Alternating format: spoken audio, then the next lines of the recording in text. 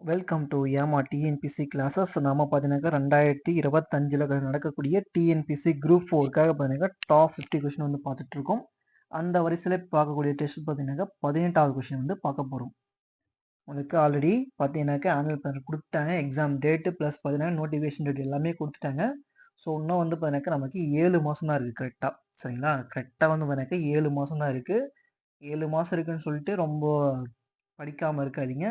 இருக்கக்கூடிய இந்த 7 மாதம் சரியாக பயன்படுத்தலைன்னு கேட்டாக்கா அடுத்தது எலெக்ஷன் கழிஞ்சு தான் உங்களுக்கு ரிசல்ட்டே வரும்.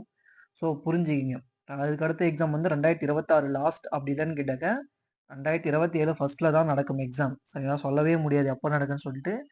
2 வருஷம் டைம் வேஸ்ட் பண்ணாமல் படிக்கிறதுக்கான வழியை பாருங்க. சரிங்களா, அதே போல் எஸ்ஐ எக்ஸாமும் வரப்போகுது. பல்க் வேக்கன்ட் பார்த்தீங்கன்னாக்கா 2024 எஸ்ஐ எடுக்கல இல்லையா, அதாவது நோட்டிஃபிகேஷன் கொடுக்கல. ஸோ 2025-24 ரெண்டும் மிக்சிங் ஆகிட்டு 1300 வந்து கொடுக்க போகிறேன்னு சொல்லியிருக்காங்க. ஸோ அதுக்காகவும் படிங்க. சரிங்களா, ஒரு எக்ஸாம் மட்டும் ஃபாலோ பண்ணாதீங்க, நிறைய எக்ஸாம் எழுதுங்க. சரிங்களா, நல்லா படிங்க, படிக்க ஸ்டார்ட் பண்ணுங்க.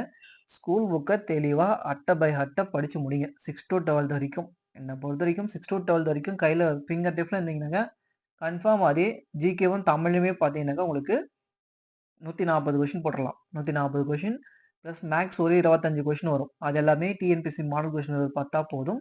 அதில் வந்து ஒரு 20 கொஷின் போட்டாலே உங்களுக்கு 160 கொஷின். மீதி இருக்கக்கூடிய கரண்ட் அஃபேரும் நார்மல் ஜிகே வரும். நார்மல் ஜிகேல ஒரு 10 கொஷின் வரும் இல்லையா, அதுவும் நீங்கள் பேசிக் கொஷின் தான் கேட்பாங்க. ஈஸியாக வந்து 180 போடலாம். இதுக்கு வந்து நீங்கள் தமிழ் 100 கொஷினும் தமிழுக்கு 100க்கு ஒரு 95 ப்ளஸ் போடுற மாதிரி வச்சுக்கணும். ஸோ அந்தளவுக்கு நம்ம வந்து பார்த்தீங்கன்னா நியூ புக் ஓல்டு புக் எல்லாமே சிலபஸஸ் கவர் பண்ணி எடுத்துட்டு வாங்க. ஃபர்ஸ்ட் சிலபஸை கவர் பண்ணி முடிச்சிருங்க. அதுக்கப்புறம் சிலபஸில் டாப்பிக்கில் புக் பேக்கையும் பாக்ஸ் கொஸ்டினையும் படிங்க. அவ்வளோதான், வேறு எதுவுமே வேணாம். பாக்ஸ் கொஸ்டினும் புக் பேக் இது மட்டும் 2 படிங்க. மீதி இருக்கிறதுல வந்து பார்த்தீங்கன்னா சிலபஸில் தெளிவாக படித்து முடிச்சிருங்க. ஸோ அந்த வரிசையில் இப்போ 18வது டெஸ்ட்டில் ஃபர்ஸ்ட் கொஸ்டின் பார்க்கலாம். எம்ஜி ரானடே அவர்கள் தக்கான கல்விக் கழகம் எப்பொழுது உருவாக்கினார்? 1884. விஸ்வநாத நாயக்கரின் அமைச்சர் யார்? விஸ்வநாத நாயக்கரின் அமைச்சர் யார் அப்படின்னா அரியநாதர்.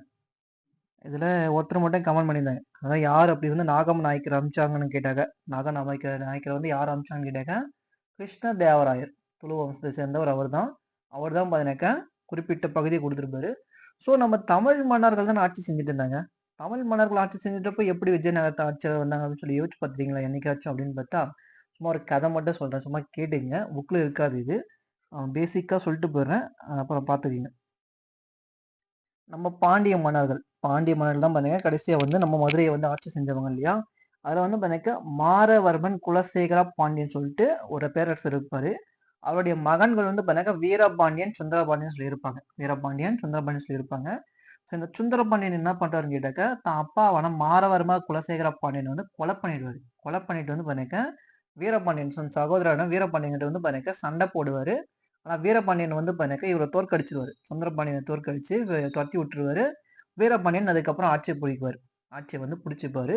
ஸோ இந்த சுந்தரபாண்டியன் என்ன பண்றாருன்னு கேட்டா, நேராக சுல்தான் கிட்ட போறாரு. யார்கிட்டனாக்கா அலாவுதீன் கில்ஜி கிட்ட வந்து போறாரு. அலாவுதீன் கில்ஜி கிட்ட வந்து போறாரு. அலாவுதீன் கில்ஜி என்ன பண்றாருன்னு கேட்டாக்கா, மாலிக் கஃபூர் இருக்கார் இல்லையா, மாலிக் கஃபூர் என்ன பண்றாருன்னா, நீ மதுரைக்கு போ, சுந்தரபாண்டியன் கூட போயிட்டு அவனுக்கு ஹெல்ப் பண்ணிட்டு வான்னு சொல்லி சொல்றாரு. அங்க வந்து நம்ம சுல்தான் ஆட்சியை ஸ்டார்ட் பண்ணி சொல்லி சொல்றாரு. ஸோ மாலிக் கஃபூர் வரத்தை பார்த்து நம்ம வீரபாண்டியன் வந்து எஸ்கேப் ஆயிறாரு. வீரபாண்டியன் வந்து பார்த்தீங்கன்னா எஸ்கேப் ஆயிறாரு. ஸோ இதுதான் இந்த டெல்லி சுல்தான்கள் வந்து இப்படி வருவாங்க. ஏன்னு கேட்டா, இந்த அலாவுதீன் கில்ஜி இருக்கார் இல்லையா, அவர் வந்து பார்த்தீங்கன்னா ஒரு தலைமை தளபதி. தலைமை தளபதி வந்து பார்த்தீங்கன்னா மாலிக் கஃபூரை தான் அனுப்புறாரு இல்லையா, 1310 அனுப்புவார். சாரி, தப்பா சொல்லிட்டேன்.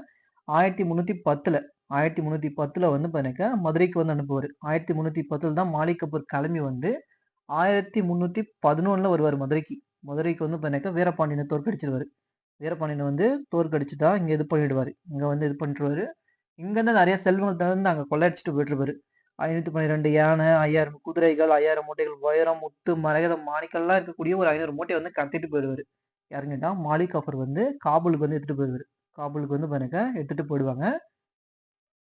காபூல்னதும் பாபர் வர்றது 1500. சரிங்களா, பாபர் வர்றது பாருங்க, காபூலுக்கு வர்றது 1500. ஆனா இங்க இருக்கிறது யாருன்னு கேட்டாங்க அலாவுதீன் கில்ஜி. அலாவுதீன் கில்ஜி வந்து சொல்லி பாருங்க இருப்பாரு. சரிங்களா, இப்பெல்லாம் வந்து இருப்பாங்க. இதை வந்து பாருங்க அமீர் குஸ்ரு இருக்காரு இல்லையா, அமீர் குஸ்ரா தான் வந்து பாருங்க இதெல்லாம் வந்து எழுதி வச்சிருப்பாரு. இவ்வளோ வந்து மதுரையிலேருந்து எடுத்துட்டு வந்தாங்க. மாலிக் கஃபூர் வந்து எடுத்துட்டு வந்தாங்கன்னு சொல்லிட்டு அமீர் குஸ்ரி தான் எழுதி வச்சிருப்பாரு. ஸோ இந்த மதுரையில வந்து பார்த்தீங்கன்னா டெல்லி சுல்தான்கள் இந்த 1311லேருந்து 1335 வரைக்கும் இருக்கும். 35 வரைக்கும் இருக்கும். இந்த 35ல என்ன நடந்துச்சு அப்படின்னு கேட்டீங்கன்னாக்கா, மதுரைக்கு ஒரு ஆளுநரை வந்து அனுப்புறாங்க. யாருன்னு கேட்டாக்கா நம்ம அலாவுதீன் கில்ஜி. ஜலாலுதீன் அஷன் ஷா அப்படின்னு சொல்லிட்டு பாருங்க டெல்லி சுல்தான் வந்து இங்க அனுப்புறாங்க. ஜலாலுதீன் அஷன் சால்ட்டு ஒரு பர்சனை வந்து இங்க அனுப்புறாங்க. அவர் வந்து ஆட்சி பண்ணிட்டு இருக்காரு. ஸோ இந்த இதில் பார்த்தீங்கன்னா விஜயநகரத்து பேரரசும் உருவாகுது. விஜயநகரத்து பேரரசும் வந்து உருவாகுது. இதுல ஹரிகரர் மற்றும் புக்கர் தான் இவங்க சங்க மோசத்தை சேர்ந்தவங்க. சங்கருடைய பசங்க தான் இவங்க 2 பேரும். இவங்க தான் வந்து கிரியேட் பண்ணுவாங்க இல்லையா? இவங்க வந்து கிரியேட் பண்ணதுல இந்த முதலாம் புக்கர் இருக்கு இல்லையா? அவருடைய மகன் குமர கம்பனா. யாருன்னு கேட்டா குமர கம்பனா. அவங்க ஒய்ஃப் தான் வந்து பார்த்தீங்கன்னாக்கா கங்காதேவி. அவங்க தான் மதுரா விஜயம் சொல்லிட்டு புக் எழுதிருப்பாங்க இல்லையா? மதுரா விஜயம் வந்து கங்காதேவி. குமர கம்பனுடைய மனைவி. முதலாம் புக்கருடைய மருமகள் அவங்க தான். சரிங்களா? ஸோ இந்த குமர கம்பனா என்ன பண்றாருன்னு கேட்டாக்கா மதுரைக்கு வந்து படையெடுத்து வராரு. மதுரைக்கு வந்து பார்த்தீங்கன்னாக்கா படையெடுத்து வராரு. இங்க வந்து அந்த அசன்சாவை தோற்கடிச்சிட்டு வந்து பார்த்தீங்கன்னாக்கா நம்ம விஜயநகரத்து ஆட்சியாளர் வந்து ஸ்டார்ட் பண்ணாங்க. விஜயநகரத்து ஆட்சியாளர் வந்து வருவாங்க. அதுக்கப்புறம் தான் துளு வம்சத்தை சேர்ந்த கிருஷ்ணதேவராயர் பார்த்தீங்கன்னாக்கா நாயக்கர் அப்படின்னு முறையை வந்து உருவாக்கி இருப்பாரு. நாயக் அப்படின்றது பார்த்தீங்கன்னாக்கா நம்ம சொல்லியிருப்போம் ஆல்ரெடி. டெல்லி சுல்தான்கள் பார்த்தீங்கன்னாக்கா தங்களுடைய ராணுவ வீரர்களுக்கு வந்து ஒரு குறிப்பிட்ட பகுதியை ஹிக்தான்னு சொல்லி கொடுப்பாங்க இல்லையா? ஹிக்தான்னு சொல்லி கொடுத்துட்டு இருந்த முறையை தான் வந்து இவர் எடுத்துட்டு வர நாயக்கன்னு சொல்லி பேர் மாத்திட்டு வராரு. பேர் மாத்திட்டு வந்து தான் அந்த ஒரு சில பகுதியை வந்து கொடுக்குறாரு. மதுரையை வந்து பார்த்தீங்கன்னாக்கா நாகம நாயக்கருக்கு கொடுக்குறாரு. ஸோ நாகம நாயக்கர் என்ன பண்றாருன்னு கேட்டாக்கா தான் பொறுப்பேற்றுக்காம தன் மகன் விஸ்வநாத நாயக்கருக்கு வந்து பதவியேத்துக்க வழிவிட்டுருவாரு. இப்படிதான் வந்து வராங்க. நம்ம மதுரைக்கு அப்புறம் பாண்டிய மன்னர்கள் வந்து பார்த்தீங்கன்னாக்கா அதுக்கப்புறம் இவங்க வராங்க. யாருன்னு கேட்டாக்கா அலாவுதீன் கில்ஜியுடைய படைகள் வந்து வருது. மாலிக் கஃபூர் 1310, 11 வரைக்கும் நடக்கும். ஸோ இப்படிதான் வந்து பார்த்தீங்கன்னாக்கா நம்மளுடைய பாண்டியர்கள் அழிஞ்சு போயிருப்பாங்க. டெல்லி சுல்தானும் அழிஞ்சு போயிருக்கும். நீங்க படிச்சிருப்பீங்க. டெல்லி சுல்தான் மாலிக் கஃபூர் வந்தாரு அப்படின்னு சொல்லி படிச்சிருப்பீங்க. மதுரைக்கு வந்து படையெடுத்து வந்தான்னு சொல்லலாம் படிச்சிருப்பீங்க. ஆனா முழு கதைன்னு தெரியாதுல்ல. சும்மா தெரிஞ்சவங்க பார்த்துங்க. தெரியாதவங்க சும்மா நோட் பண்ணி வச்சுங்க. சரிங்களா? இவர் தான் கிருஷ்ணதேவராயர் தான் நாயக் முறையை வந்து உருவாக்கி இருப்பாரு. நம்ம நாயக்கர் அப்படின்றது கேஸ்ட் வைஸ் கிடையாது. இந்த நாயக்கன்றது பார்த்தீங்கன்னாக்கா நம்ம பாகுபலி 1 படம் பார்த்துருக்கீங்கன்னா, அதில் வந்து பார்த்தீங்கன்னாக்கா தமன்னா சொல்லுவாங்க. அவருடைய அந்த மாமாவா அவங்க அப்பாவா யாருன்னு தெரியாது. பாகுபலியுடைய மாமா இருக்காங்க இல்லையா? அவர் சொல்லுவாங்க நாயகரே அப்படின்னு சொல்லி கூப்பிடுவாங்க பார்த்தீங்களா? அதெல்லாம் வந்து பார்த்தீங்கன்னாக்கா அந்த குறிப்பிட்ட பகுதி ஆட்சி செஞ்சவர் அவர் தான். கொந்தள தேசம்ன்ற பகுதி வந்து ஆட்சி செஞ்சிருப்பார் இல்லையா? அதனால தான் அவர் வந்து நாயகரே அப்படின்னு சொல்லி சொல்லியிருப்பாங்க. சரிங்களா? ஒரு குறிப்பிட்ட பகுதி ஆட்சி செய்றவர்களுக்கு அந்த காலத்துல கொடுக்கப்பட்ட பகுதி நாயக் பகுதி. தக்கான கலவரம்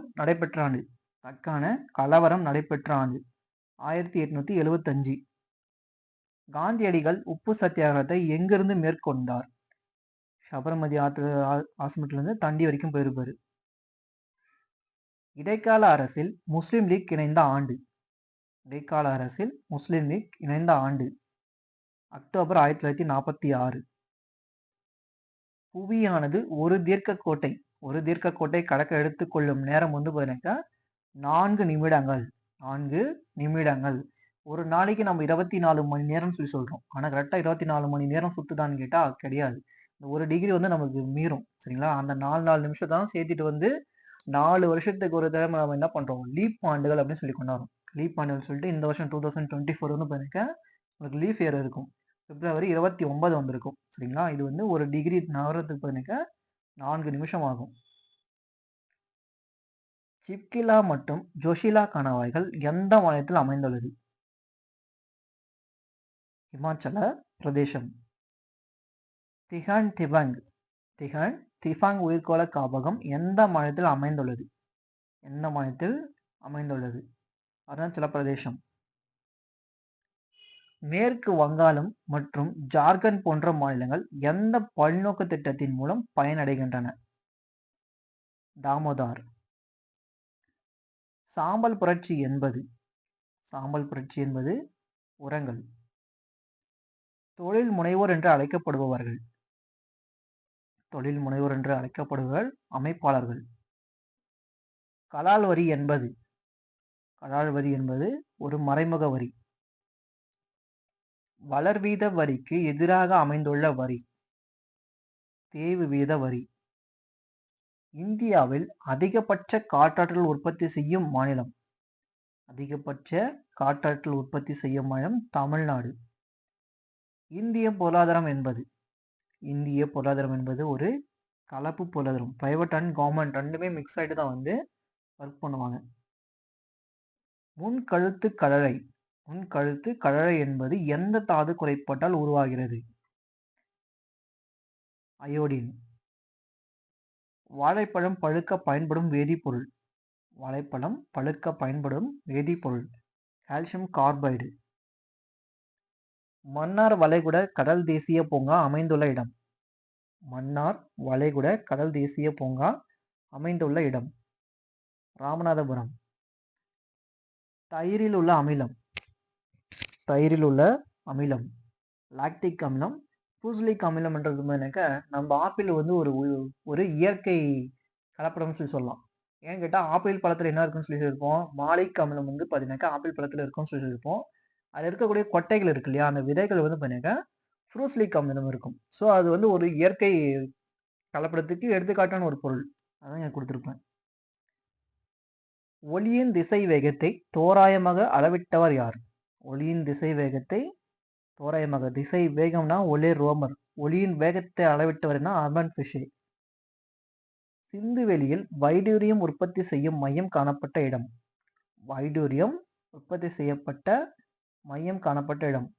ஷார்டுகை. தேவி சந்திரகுப்தம் என்ற நூலின் ஆசிரியர் விசாகதத்தர். திலாவர் கான் லோடியும் ஆலம் கானும் காபூலுக்கு சென்று யாரை இந்தியாவின் மீது படையெடுக்க அழைத்தனர்? பாபரை கூப்பிட்டு வந்திருப்பாங்க. தூங்கா நகரம் என்று அழைக்கப்படும் நகரம் மதுரை.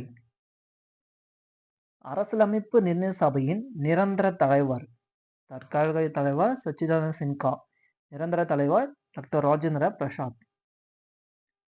2007ஆம் ஆண்டு ஐநா எந்த நாளில் உலக மக்களாட்சி தினமாக அறிவித்தது? செப்டம்பர் 15. சில வழக்குகளில் கைது செய்தல் மற்றும் தடுப்பு காவலில் வைத்தல் பற்றி கூறும் சட்டப்பிரிவு பிரிவு 22. நமது அரசமைப்பின் வணிகம் பற்றி கூறும் மூலாதாரம் எந்த நாட்டிலிருந்து எடுக்கப்பட்டது? வணிகம் பற்றி குறிப்பிடும் மூலாதாரம் எந்த நாட்டிலிருந்து எடுக்கப்பட்டது? ஆஸ்திரேலியா.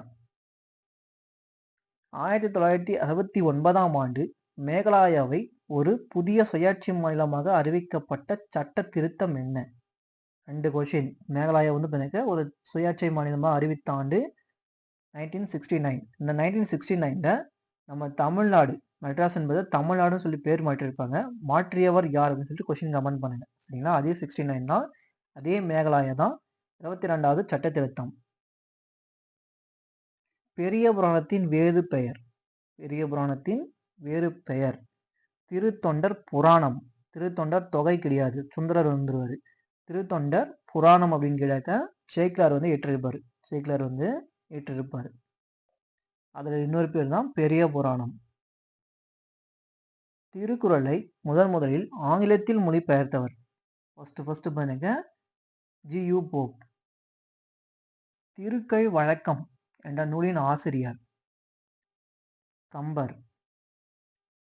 தமிழரின் வாழ்வின் அகப்பொருள் நிகழ்வை கவிதை வடிவில் கூறும் நூல். தமிழரின் வாழ்வின் அகப்பொருள் நிகழ்வை கவிதை வடிவில், நல்லா கொஸ்டின் படிங்க, குறுந்தொகை. இலக்கண குறிப்பு தருக. உவப்ப லாஸ்ட்ல வந்து பார்த்தீங்கன்னாக்கா வந்து முடியுது. முடிஞ்சா அது வந்து பார்த்தீங்கன்னாக்கா பெயரெச்சம். ஊ முடிஞ்சா அது வந்து வினையெச்சம். இலக்கண குறிப்பு தருக. கடல் தானை உவமை தொகை. திருமகள் போன்று அழகும் அழகிய பெண்கள் போற்றும் பெருங்குணத்து சிறப்பும் கொண்டவர் யார்? கண்ணகி. சொற்சுவையும் பொருட்சுவையும் இயற்கை வர்ணங்களையும் நிறைந்த நூல் என்ன? மணிமேகலை. பொருள் தருக. பணிலம், சங்கு. காஞ்சிபுரத்திற்கு அருகே திருவெக்காய் என்னும் ஊரில் பிறந்தவர் யார்? பொய்கை ஆழ்வார், பொய்கை ஆழ்வார், பொய்கை ஆழ்வார், போதத்தாழ்வார், பேயாழ்வார். இவங்க 3 பேர் தான் வந்து பார்த்தீங்கன்னா முதல் 3 ஆழ்வார்கள். முதல் 3 ஆழ்வார்கள்னு வருவாங்க. ஸோ இது ஒரு கொஸ்டினா ஃப்ரேம் பண்ணுவாங்கன்னு சொல்லியிருப்பேன். முதல் 3 ஆழ்வார்கள் தவறானவர் யாருன்னு சொல்லிட்டு கொஸ்டின் வந்து ஃப்ரேம் பண்ணுவாங்க. நல்லா ஞாபகம் வச்சுங்க. குறிஞ்சி திட்டு என்ற நூலின் ஆசிரியர். குறிஞ்சி திட்டு என்ற நூலின் ஆசிரியர் பாரதிதாசன். கண்ணீர் பூக்கள் என்ற நூலின் ஆசிரியர் மு. மேத்தா. தமிழ் சிறுகதை முன்னோடி என்று அழைக்கப்படுவர். தமிழ் சிறுகதையின் தந்தை புதுமைப்பித்தன். சிறுகதை முன்னோடி என்று அழைக்கப்படுவர் வீரமாமுனிவர். பம்மல் சம்பந்தனார் எத்தனைக்கும் மேற்பட்ட நாடக நூல்களை எழுதியுள்ளார். பம்மல் சம்பந்தனார் எத்தனைக்கும் மேற்பட்ட நாடக நூல்களை 90க்கும் மேற்பட்ட நாடக நூல்களை. தனி பாசுர தொகை என்ற நூலை ஆங்கிலத்தில் மொழிபெயர்த்தவர் யார்? தனி பாசுர தொகை என்ற நூலை ஆங்கிலத்தில் மொழிபெயர்த்தவர் யார்? ஜி.யு. போப். தனி பாசுர தொகை பார்த்தீங்கன்னா நம்ம சூரிய நாராயண சாஸ்திரி. அந்த பேரை வந்து பார்த்தீங்கன்னா இந்த நூலில் தான் வந்து அது வடமொழி சொல்லுன்னு சொல்லிட்டு என்ன பண்ணியிருப்பாருன்னா மாற்றியிருப்பார். பரிதிமார் கலைஞர் அப்படின்னு சொல்லிட்டு இந்த நூலில் தான் வந்து மாற்றியிருப்பார். தமிழ் எழுத்து வரி வடிவத்தை திருத்தி எழுத்து சீர்திருத்தத்தை மேற்கொண்டவர் வீரமாமுனிவர். தமிழகத்தின் அன்னி பெசன்ட் என்று அழைக்கப்படுபவர் மூவலூர் ராமாமிர்தம். ஏலிசை மன்னர் என்ற பட்டத்தை தியாகராஜ பாகவதருக்கு கொடுத்தவர் யார்? ஏலிசை மன்னர் என்று அழைக்கப்படுவர் தியாகராஜ பாகவதர். அவருக்கு அப்பட்டத்தை கொடுத்தவர் தர்மம்பாள். சண்டாமாரதம் என்ற பத்திரிகை நடத்தியவர் யார்? சண்டாமாரதம் என்ற பத்திரிகை நடத்தியவர் கண்ணதாசன். ஸ்ட்ரோம் தமிழ் சொல் தருக. ஸ்ட்ரோம் என்றால் புயல். சிவப்பு சட்டை பேசினார் என்பது என்ன? அது வந்து ஒரு அன்மொழி தொடர். அன்மொழி தொடர். சிவப்பு சட்டை அணிந்து கொண்டிருப்பவர் பேசுகின்றார் அப்படின்னு வந்து கொடுத்துருக்கணும். இதை வந்து மாற்றி கொடுத்துருப்பாங்க. சிவப்பு சட்டை பேசினார்னு சொல்லி கொடுத்துருப்பாங்க. இது ஒரு அன்மொழி தொகை. சரிங்க, அவ்வளோதான். 50 கொஸ்டின் முடிஞ்சிச்சு. தேங்க்யூ ஃபார் வாட்சிங். அதே போல் இப்போ நம்ம ஒரு கதை சொன்னோம் இல்லையா, பழைய கதைகளில் ஒரு கதை சொல்லிட்டோம். ஸோ இந்த மாதிரி ஒரு வீடியோலையும் ஒரு கதை சொல்லாமல் அப்படின்னு சொல்லி நீங்கள் கமெண்ட் பண்ணால் அடுத்த வீடியோலேருந்து நான் ஒரு கதை சொல்கிறேன். சரிங்களா? அந்த மாதிரி ஒரு விஷயம் தெரிஞ்சுக்கலாம். ஒரு நாளைக்கு ஒரு கதை சொல்லுங்கள் போதும் அப்படின்னா நான் அந்த மாதிரி கதை சொல்கிறேன். ஓகே வரும்னா சொல்லுங்கள், கமெண்ட் பண்ணி விட்டுருங்க. நான் வந்து பார்த்துக்கிறேன். அடுத்த வீடியோலேருந்து நம்ம வந்து பார்த்துக்கலாம். என்ன ஒரு டாப்பிக்கில் வந்து கதை சொல்லிகிட்டே